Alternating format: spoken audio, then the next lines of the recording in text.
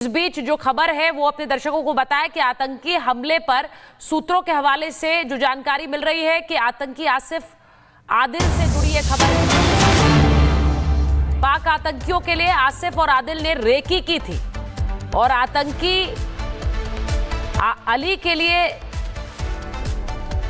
आतंकी इस पूरे हमले में रेकी कर रहे थे और जानकारियां दे रहे थे।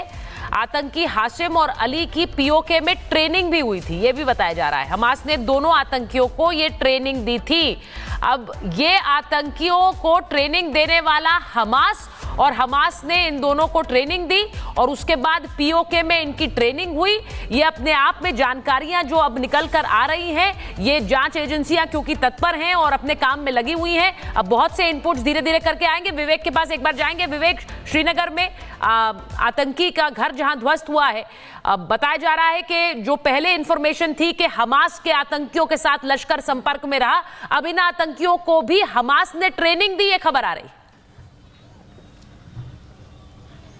बिल्कुल एक से एक लिंक इसमें जुड़ते जा रहे हैं कि हमास ने ट्रेनिंग दी और ट्रेनिंग ऐसी थी कि फुल प्रूफ तरीके से वो वार कर पाए। लेकिन इस ट्रेनिंग के लिए उन्होंने जिस जगह को चुना वहां पर निहत्थे लोग थे, वहां पर ऐसे लोग थे जिनके पास कोई हथियार नहीं था, वहां पर उन्हें प्रोटेक्शन के लिए जो मदद होनी चाहिए वो नहीं थी, वहां से उन्हें नीचे हॉस्पिटल तक लाने की कोई व्यवस्था इतनी ज़्यादा अच्छी नहीं थी क्योंकि उस जगह पर खुद हम पहुंचे थे और जिस तरीके से सीधी पहाड़ी 6 किलोमीटर हमने चढ़ी, वहां हमें पता चला कि वहां पर इन चीज़ों की लैक थी और इसका फायदा उन्हें मिला। हालांकि ट्रेनिंग अपनी जगह पर है, खास ट्रेनिंग थी।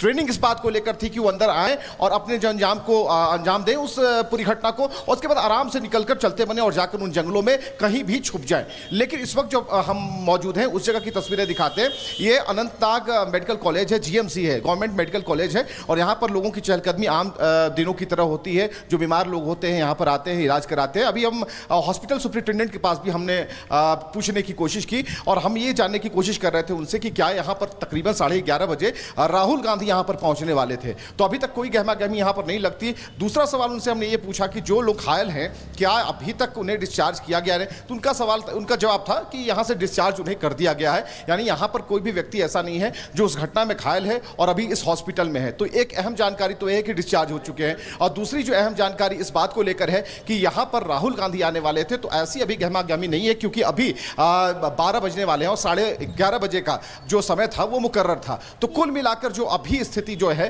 खासकर अनंतनाग में वो बिल्कुल शांत है और लोगों का जो आवागमन है या फिर जो जनजीवन है वो उसी तरीके से यहां पर चल रहा है। लेकिन जहां पर ऑपरेशंस हो रहे हैं उन जगहों पर विशेष तौर पर नजर है इस बात को लेकर के कि वहां पर जो ऑपरेशन है उसमें कई कामयाबियां मिल रही हैं। खासकर एलओसी से लेकर के अनंतनाग, ये जहां पहलगाम हो या फिर अन्य जगहों पर जहां पर त्राल की बात कर रहे हैं, वहां पर जो प्रधानमंत्री ने कहा उसे अब जमीन पर पहुंचा रहे हैं कि यहां पर जमीतोज कर दिया जाएगा, मिट्टी में मिला दिया जाएगा। ये प्रधानमंत्री के कोड थे। आपने जिक्र किया प्रधानमंत्री ने जो कहा, प्रधानमंत्री के शब्द महत्वपूर्ण हैं। प्रधानमंत्री नरेंद्र मोदी ने कल हिंदी और अंग्रेजी दोनों में ही चेतावनी दी है और कहा कि सजा इतनी कड़ी मिलेगी कि आतंकी और उनके सरपरस्त कांप जाएंगे।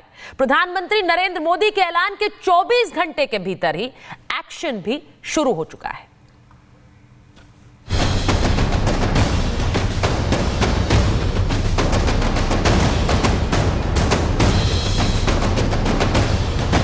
एक धमाका हुआ और आतंकी आसिफ का घर खत्म।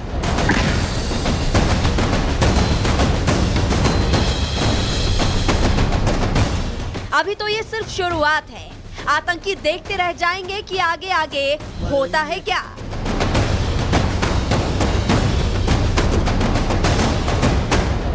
त्राल में जिस आतंकी के घर पर ब्लास्ट हुआ, ये लश्कर के आतंकी आसिफ का घर था। दावा किया जा रहा है कि सुरक्षा बल के जवान जब घर की तलाशी लेने पहुंचे थे तो आतंकी आसिफ के घर के अंदर विस्फोटक रखा मिला था। लेकिन जवानों के घर से बाहर निकलते ही जोरदार धमाका होता है और आतंकी आसिफ का घर तहस नहस हो जाता है।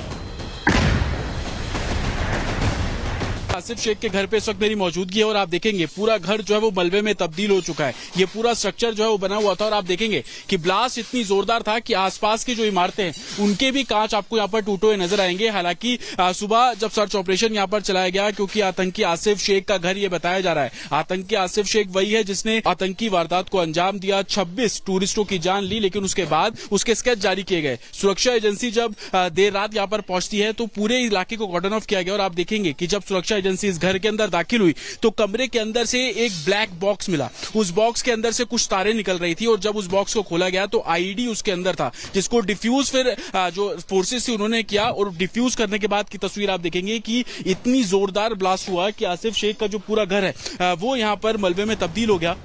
आतंकी के खिलाफ दूसरी बड़ी कार्रवाई अनंतनाग में की गई है। जम्मू कश्मीर पुलिस ने बुलडोजर चलाकर आतंकी आदिल के घर को तहस नहस कर दिया। ये जो आप टूटा हुआ घर देख रहे हैं, ये उसी आतंकी आदिल ठोकर का घर है, जिसको लेकर दावा किया जा रहा है कि आतंकी आदिल पहलगाम में हुए टूरिस्ट पर हमले में शामिल था। सेना ने आतंकी आदिल पर 20 लाख रुपए का इनाम भी घोषित कर रखा है, लेकिन अब आदिल की उल्टी गणिती शुरू हो चुकी है। जैसे उसका घर तहस नहस कर दिया गया, वैसे ही एक न एक दिन भारतीय सेना अपनी बंदूक का ट्रिगर दबाएगी और आतंकी आदिल को भी ढेर कर देगी। Bureau report, Republic Bharat. तो देखिए किस तरीके से भारत पूरी तरीके से एक्टिव मोड में नजर आ रहा है। अब आपको बताते हैं कि आखिर किसमें कितना दम है।